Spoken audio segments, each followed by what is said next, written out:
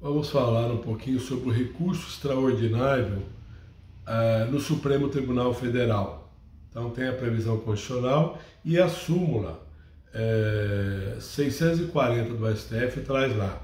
É cabível recurso extraordinário contra a decisão proferida por juiz de primeiro grau nas causas de alçada ou por turma recursal do Juizado Especial Civil e Criminal.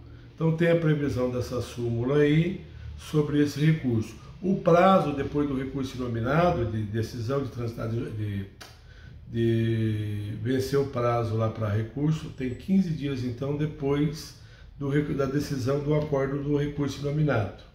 Entrar com esse recurso extraordinário no Supremo Tribunal Federal.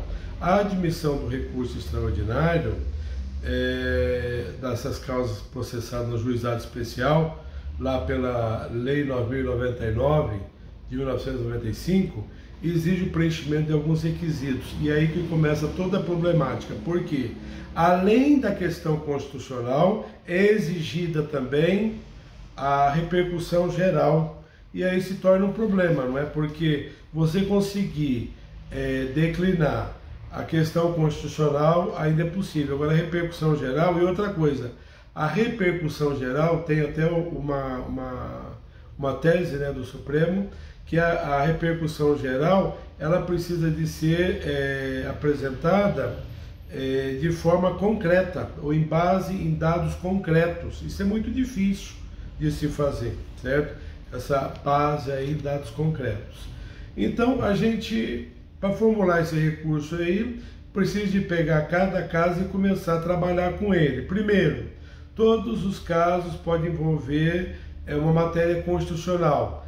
A matéria constitucional é muito ampla, ou a nossa Constituição tem uma previsão muito ampla de direitos constitucionais, principalmente nos artigos 5º e 7º da Constituição. Fora outros que estão permeando alguns meandros aí da Constituição, não é? Mas a maioria deles estão aí. Então, ou às vezes no artigo 1º, no artigo 2º, a dignidade da pessoa humana, por exemplo, é algo que pode ser alegado, a liberdade de contratar para os casos de contrato, naquele fazer ou não fazer, se na virtude da lei, a ausência de prestação jurisdicional, quando a decisão do juiz é gritantemente absurda, como eu tive um caso aqui no escritório, e não se coaduna com nada de coerente juridicamente falando, não é? E depois tem o princípio do devido processo legal também, que muitas vezes acaba sendo ofendido, não é? Seja com a falha na prestação jurisdicional, né, no proceder do processo, seja com relação à sentença inválida, não é? Que acaba protelando.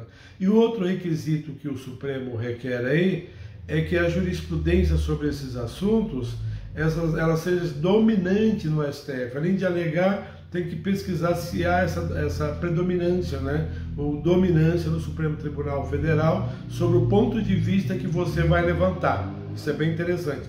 A repercussão geral se desdobra em relevância e transcendência. Qual que é a relevância da decisão? Geralmente a relevância vai ser pessoal, familiar, social, jurídica, política, não é? Então, há vários campos, e eu estendo até a familiar, há vários campos aí que pode ser prejudicial nessa relevância.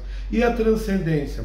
Vai transcender a pessoa que você está recorrendo. A transcendência pode ser qualitativa e quantitativa. Qualitativa, qual que é a classe? A classe dos aposentados, que está sendo ofendido, são as mulheres, minoria, é determinada classe de profissional. Então você precisa de colocar essa situação primeiro da repercussão geral, né, sobre a ótica da transcendência. E depois, a quantitativa, são milhares de pessoas, por exemplo, que são lesadas pelas instituições financeiras com esses empréstimos compulsórios, que na verdade são verdadeiros golpes, certo? Que ninguém investiga. Até agora não tem investigação sobre isso daí, e talvez seria muito tendencioso falar que não tem investigação, mas a gente sabe que tem sim. Algumas polícias de Minas Gerais estão investigando, e alguns ministérios públicos também de alguns estados e alguns federais, algumas repartições federais, investigando essa atuação criminosa que lesa o patrimônio e coloca o idoso em sofrimento. não é? Sofrimento sem volta. Então, essa ideia de recurso extraordinário, nesse caso específico do juizado especial, tem essas nuances aí que precisa ser colocada, sabendo que mais de 99% desses recursos não são conhecidos porque não preenchem os requisitos, certo? E aí o provimento nem chega a ser analisado, né, o provimento. Então, isso é por demais interessante. Mas antes disso, provar que é tempestivo, claro, e depois colocar as argumentações lá nas suas razões. Por esse vídeo era isso daí. Muito obrigado.